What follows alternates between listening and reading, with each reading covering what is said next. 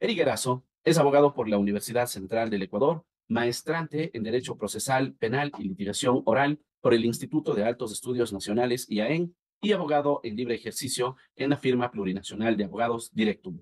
La pregunta que analizará es la que corresponde al casillero G, que dice: ¿está usted de acuerdo con que se incrementen las penas de los delitos de terrorismo y su financiación? 2. Producción y tráfico ilícito de sustancias catalogadas sujetas a fiscalización. 3. Delincuencia organizada. 4. Asesinato. 5. Sicariato. 6. Trata de personas. 7. Secuestro extorsivo. 8. Tráfico de influencias. 9. Lavado de activos. Y 10. Actividad ilícita de recursos mineros, reformando el Código Orgánico Integral Penal conforme el anexo de la pregunta. Estimado doctor Eric, muy buenas noches, bienvenido, tiene la palabra. De hecho, es una pregunta con varios elementos, a diferencia del resto de preguntas. Así que, bueno, ventajosamente tenemos algo de tiempo, lo escuchamos y estamos atentos a su análisis. Bienvenido.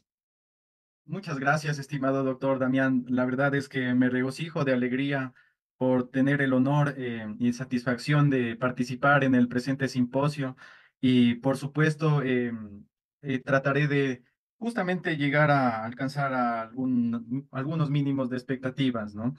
Para el siguiente análisis, mi intervención he decidido dividirla en tres partes.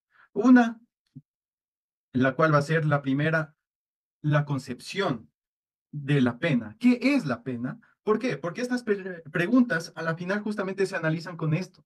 Con un punto en común tienen todas estos elementos de esta pregunta y es justamente la pena.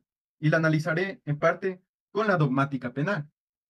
En segundo lugar, la pena desde el bloque de constitucionalidad, justamente porque el derecho penal y la dogmática penal solamente son un elemento que nos va a permitir comprender a la pena en su esencia, pero también estamos hablando de un ejercicio democrático al momento de que en esta consulta popular se realiza esta pregunta. Y en ese sentido es importante determinar la importancia que le da el derecho constitucional y el sistema interamericano de derechos humanos a la pena. Y por supuesto, el tercer punto va a ser una conclusión final después de todo este análisis. Ahora sí, lo que tienen en común todos estos puntos en esta pregunta es la pena. Entonces, ¿qué es la pena? Klaus Roxin, el máximo referente del derecho penal moderno, contemporáneo, justamente nos dice que la pena es la consecuencia jurídica que define qué es el derecho penal. El derecho penal, que por supuesto ya vamos a ver posteriormente para Roxin, se refiere a aquella rama del derecho que busca la protección subsidiaria de los bienes jurídicos protegidos, subsidiaria. Subsidiario refiriéndose, por supuesto, al último recurso jurídico, ¿no? Y que, por supuesto, la pena es el ejercicio del poder punitivo en la facultad que tiene el Estado. Entonces, poder punitivo, ¿el poder punitivo es lo mismo que la pena? Para responder a esta pregunta, justamente Zaffaroni, en su obra La estructura básica del derecho penal, nos puede aclarar esta pregunta. Para Zaffaroni, el derecho penal tiene tres acepciones. Una como poder punitivo, otra como ley penal y otra como dogmática penal. Nos vamos a centrar en poder punitivo porque se relaciona al concepto de Roxin. El poder punitivo, ¿qué se entiende? Justamente, es todo ejercicio del poder estatal que no busca algún tipo de reparación. Y justamente como no busca reparación y nace de un concepto universal, de un concepto amplio, se puede entender, además, con esto se complementa con uno de los primeros capítulos del Manual de Derecho Penal, parte general de Zaffaroni, que dice que el poder punitivo es un ejercicio irracional del poder. Entonces, como conclusión, determinamos que el poder punitivo no nace de la norma. El poder punitivo es preexistente a la norma y es parte de la naturaleza del poder, porque el poder se puede manifestar de múltiples maneras. ¿Ya? El poder se puede manifestar no solamente en la pena, sino también cuando se reprime personas, porque es un ejercicio que no busca del poder, de la violencia, del monopolio estatal, del monopolio de la fuerza legítima que posee el Estado, el ius puniendi, es justamente esa aplicación que no busca algún tipo de reparación. Y entonces, ¿cuál es aquí la función de la ley penal? Es justamente determinar en un Estado de derecho y aún más en un Estado constitucional de derecho las circunstancias excepcionales por las cuales se puede establecer o ejercer el poder punitivo. Estas circunstancias excepcionales vamos a entenderlo como los delitos. Y por supuesto, la forma definida del poder punitivo. Por lo tanto, la pena es un ejercicio del poder punitivo que se encuentra normado, que se encuentra reglado. Y aquí nace otra pregunta. ¿Por qué? Si el poder punitivo es irracional, porque no busca en su finalidad reparar derechos, porque también es importante aclarar, una cosa es la pena y otra es las medidas de reparación integral. Hay casos donde hay penas y no medidas de reparación integral y viceversa, ¿no?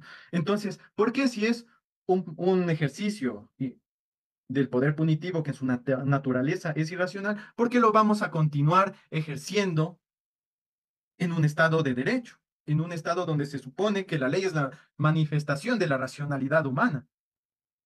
Entonces, como respuesta, nacen aquí las teorías de la pena. Entonces, ¿qué son las teorías de la pena? Son justamente las teorías que nacen para justificar o no la pena y sobre todo para darle un sentido. ¿Cuál es el sentido de la pena? ¿Ya? Las teorías de la pena se dividen en dos grupos gigantes, donde abarcan diferentes perspectivas, que son, el uno es las teorías legitimadoras, es decir, que por supuesto debe existir la pena, y las deslegitimadoras, que te dicen, no, no debería existir la pena o no debería justificarse en gran medida, ¿ya? Entonces, para resumir justamente esta parte, las justificantes se dividen en cuatro grupos, justamente las teorías absolutas, donde, por ejemplo, están los filósofos antiguos como Kant y Hegel. Kant, que decía que el ser humano en ejercicio de su racionalidad ha decidido realizar una conducta que tiene como consecuencia una pena, porque el ser humano es un fin en sí mismo y ha decidido justamente que ese sea su destino. Para Hegel es una cuestión muy interesante porque es la negación de la negación, es decir, negamos un mal a través de otro mal, es decir, una fórmula en matemática. Pero vamos a ver que justamente la situación no simplemente se define así, no por la imposición de penas ha dejado de existir delitos. Entonces, la negación de la negación determina que los seres humanos somos un conjunto de variables más allá que números enteros o números naturales. Las teorías relativas se refieren a que no, la pena debe tener una finalidad preventiva. La pena existe porque previene delitos. Ahora sí, aquí nacen otros subgrupos. La prevención general. En la prevención general se refiere al efecto de la pena en la sociedad. La negativa hace referencia a que la pena intimida a los miembros de la sociedad con su imposición y que por lo tanto evita que hayan delitos. Justamente estamos viendo de que incluso cuando hablamos de este elemento del aumento de penas sobre los delitos de tráfico ilícito, de sustancias sujetas a fiscalización, justamente previo al año 2014 la pena era incluso menor. Justamente con el COIP se hizo un aumento generalizado de penas y hemos visto que según informes de la Defensoría, no, perdón, no son informes de la Defensoría, sino de la Fiscalía mismo, que esto realiza una investigación, el jurista alemán eh, Kraut, justamente Kraut, eh, realiza diversas investigaciones respecto a los porcentajes de reclusos privados de la libertad por temas de tráfico ilícito. Llegan a ser más del 40%. Entonces, lo que estamos viendo es que en un aumento de penas no ha llegado a intimidar a los miembros de la sociedad. ¿Y por qué deberían intimidarles a los miembros de bandas delincuenciales una pena privativa de libertad cuando ellos se ha determinado a lo largo del tiempo que han tenido un poder dentro de las cárceles, porque vivimos en un sistema que tiende lamentablemente a ser corrupto y que además de ello eso no les priva de realizar sus temas logísticos para sus negocios? Además de que, ¿a qué le tememos más? ¿A la privación de la libertad o le tememos más a fallarle al capo que es capaz de no matarnos a nosotros, sino a nuestra familia? Y además a nosotros de formas, pero horribles, garrafales. Y sin las personas que se involucran en estos negocios no se llegan a intimidar por esa clase de fuerza, por esa clase de violencia que no es legítima, pero a la final es violencia, entonces aún peor a través de la pena, se van a intimidar a través de la pena. La prevención general positiva hace referencia a que justamente cuando se aplican las penas hay la confiabilidad en el sistema. Una cuestión cuestionable en un sistema que ha sido más que cuestionable por los diversos temas de corrupción que hemos tenido.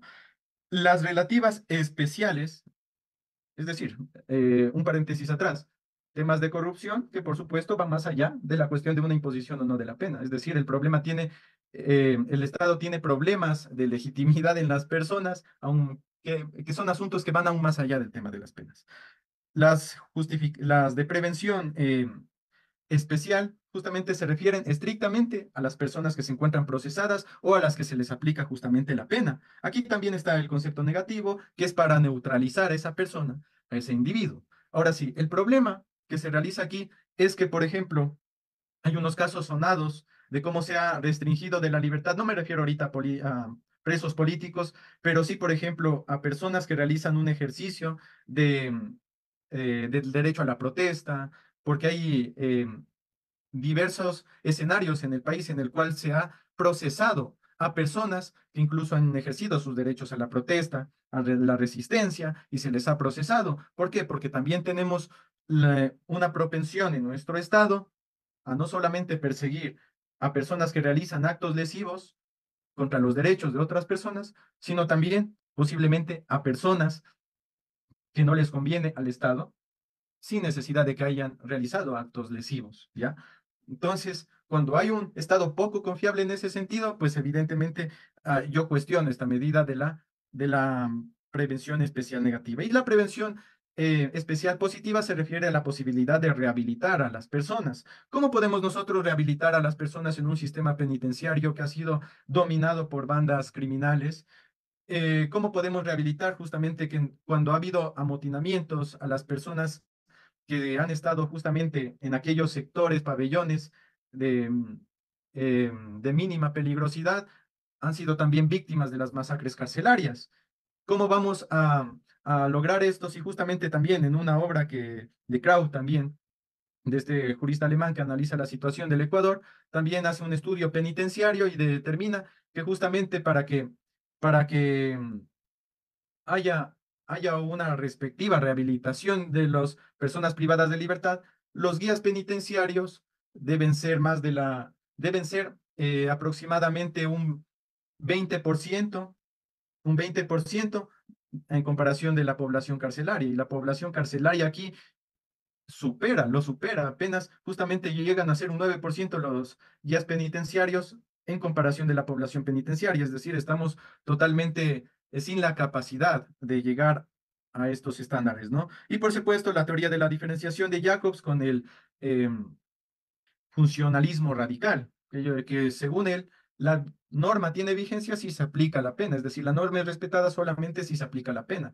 Pero justamente en nuestros contextos latinoamericanos, donde nuestra cultura es diferente a la alemana, justamente la situación llega a ser totalmente reversible, ¿no? Y por supuesto, para finalizar este concepto están las teorías deslegitimadoras, donde quiero destacar justamente la teoría agnóstica de la pena, que la establece dos: la agnóstica y la garantista. Agnóstica, que la determina Raúl Eugenio Zaffaroni, como entender a la pena también como una cuestión política. Y esto es lo que me parece más interesante. La pena no es solamente una cuestión como estábamos viendo, teórico, jurídica, idealista. No, la pena también es un instrumento político porque determina que en el derecho penal no solamente funcionan los jueces penales, sino también las agencias penales que están compuestas por las agencias penales políticas, las agencias penales de los medios de comunicación, que justamente tratan a la pena como como parte de un discurso que se refiere a algo que tenemos todas las personas, que es justamente nuestra situación emotiva,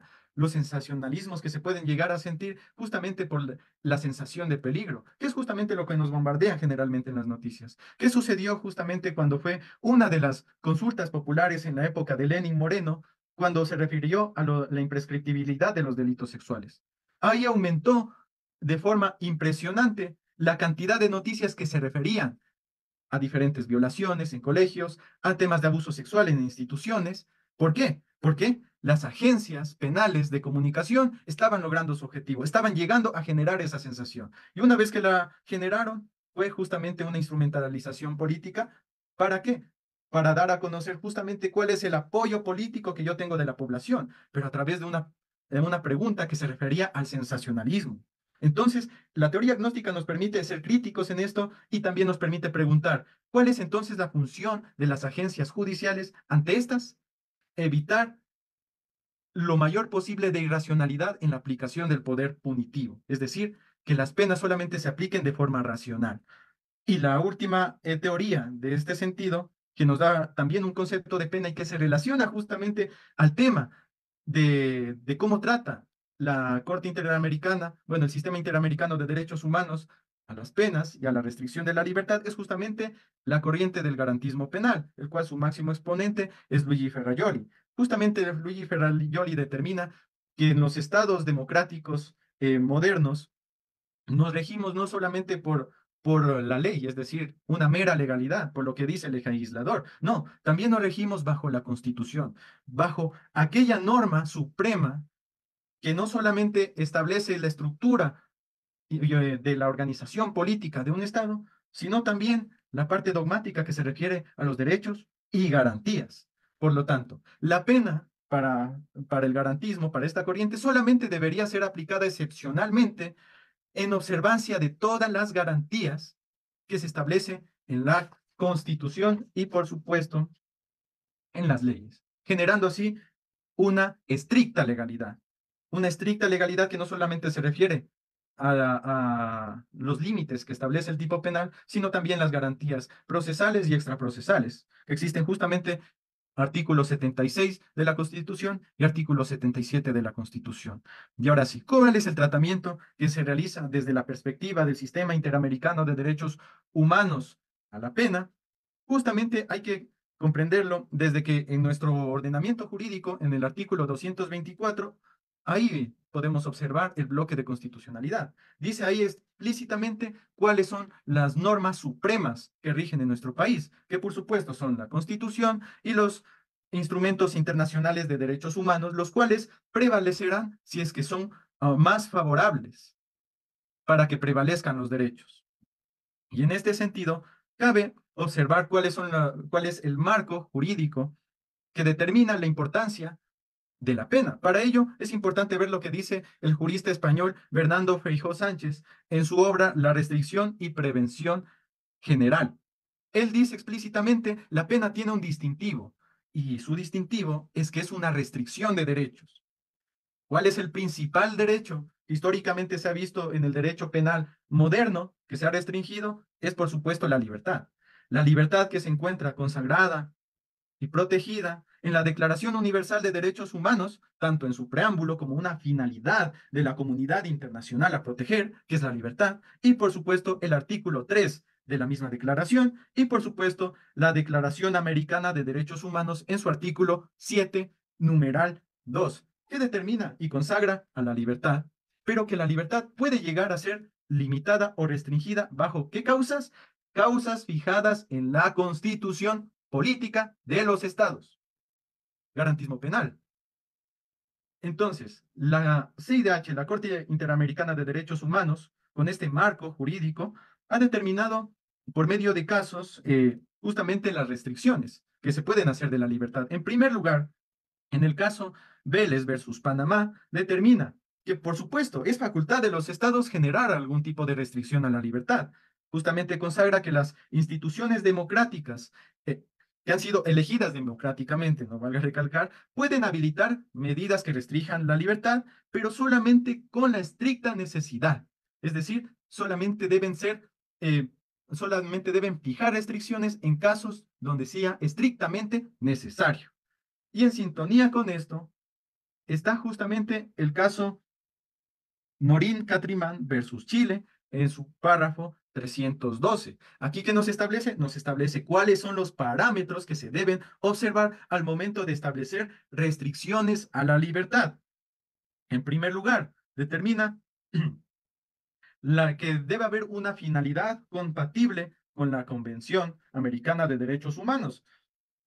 Como ya hemos visto, la Convención Americana de Derechos Humanos consagra la libertad física y por supuesto la libertad ambulatoria, y que solamente puede ser restringido en casos excepcionales, ¿ya? ¿Por qué? Porque debe proteger derechos. Es decir, no se puede privar de la libertad casos que no protejan derechos, sino solamente casos en los que la privación de libertad, esta restricción, busque esta finalidad de proteger otros derechos de otras personas. Segundo punto, la de idoneidad. ¿Qué significa esto? Que la restricción debe ser justamente idónea para cumplir estos fines legítimos, estos fines conforme a la restricción. Esto implica que aumentar la pena en este caso, en estos delitos, justamente debe ser eficaz. ¿Será eficaz? Justamente cuando yo estaba hablando del tema de las teorías de la pena, estaba criticando algunos de los varios de los puntos de la eficacia de las teorías de la prevención general y también de la prevención especial, en el sentido de que justamente estamos viendo que nuestra realidad no ha sido suficiente, ni siquiera en otros momentos, el aumento de penas. Y aún más, cuando hay otras modalidades, otras formas de violencia que son incluso más feroces y más intimidantes que la misma pena en esta realidad. Por lo tanto, para mí, bueno, finalidad compatible con la convención, más bien veo que tiene finalidades políticas, conforme a la teoría agnóstica de Zaffaroni. Idoneidad, la eficacia no me parecen eficaces. Tercer punto, necesidad. La necesidad implica que no existan otras medidas menos gravosas para justamente cumplir esta finalidad. Ya una finalidad es la protección de bienes jurídicos. Justamente acaso el aumento de penas es la única medida que puede realizar el Ecuador para justamente proteger los derechos de las personas. Consideremos de que estamos en un estado constitucional de derechos en el cual existe en la Constitución, desde mi perspectiva, ¿no? Desde mi perspectiva, es justamente lo que decían los contractualistas, es el contrato social. Y el contrato social de la Constitución establece también cuáles son las obligaciones que tiene el Estado con los ciudadanos, incluido, y hay un catálogo de derechos impresionante, y esta obligación está en el artículo 7 de la Constitución, si no estoy mal, que también incluye también que el Estado debe satisfacer o buscar la paz y seguridad de los ciudadanos. Pero para ello también ha establecido diferentes medidas que son preventivas. Hay un gran catálogo de diferentes capítulos de la Constitución que se refieren a diferentes grupos de personas y cómo el Estado está obligado a justamente darles la oportunidad a esas personas de vivir de forma armoniosa, pacífica. Ahora sí, justamente, ¿cuáles son entonces las otras medidas que podrían ser alternativas al aumento de penas? Que el Estado cumpla la Constitución. ¿Qué quiere decir eso? Que el Estado sea garante no solamente del tema de la seguridad ciudadana, sino también de la prevención del crimen, la prevención del delito. Y esta prevención del delito no implica detenerse en medidas jurídicas o incluso judiciales. Implica también cumplir con lo que establece en la Constitución de establecer un aparataje estatal que pueda garantizar los derechos a todos sus ciudadanos, inclusive del trabajo, porque hay personas que recurren justamente al trabajo ilícito porque no hay condiciones que les aseguren un trabajo lícito. Además de ello, hay niños que viven en la marginalidad y que crecen y son captados por estos criminales. Entonces, ¿dónde está justamente la posibilidad de que el Estado les dé educación, una accesibilidad a la educación, a nuestra niñez, a nuestra adolescencia? No lo hay. Desde mi perspectiva, el aumento de penas no es la única forma en la cual se puede cumplir el fin de proteger a la sociedad. No es la única. Hay muchas más formas. Por lo tanto, ¿existe necesidad de aumentar las penas desde esta perspectiva de que no hayan otras medidas menos gravosas? Me parece que no. No se cumple este criterio de necesidad. Proporcionalidad, que no resulte exagerada o desmedida la medida que se va a realizar, es decir, la restricción de derechos que se va a realizar en relación a lo que se quiere conseguir.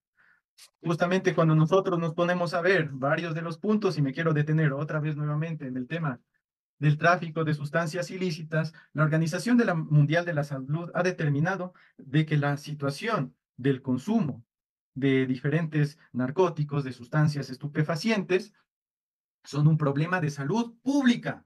No es un problema criminal, es un problema de salud pública, porque las personas consumidoras justamente llegan a tomar esa decisión porque en sus circunstancias normales hay un problema.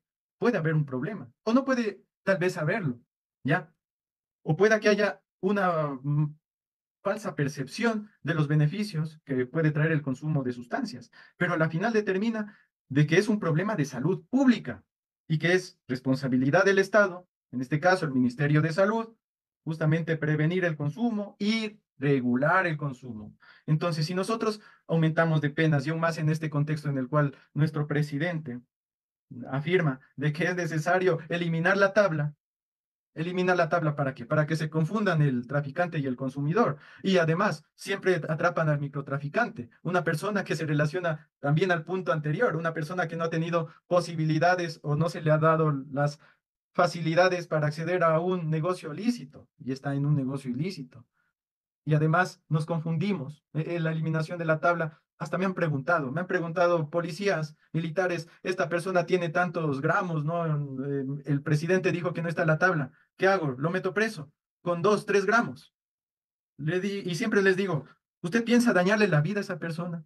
Una persona que tal vez está consumiendo porque tal vez le falta algo en su hogar, tenga un problema en su hogar y esa es la única manera en la cual esta persona puede sentirse más tranquila y le va a exponer a un sistema penitenciario deficiente, donde no está controlado por el Estado, sino por bandas criminales, donde ocurren masacres carcelarias, en lo absoluto. Por lo tanto, yo considero que en relación justamente a este punto, es desproporcional, es desproporcional.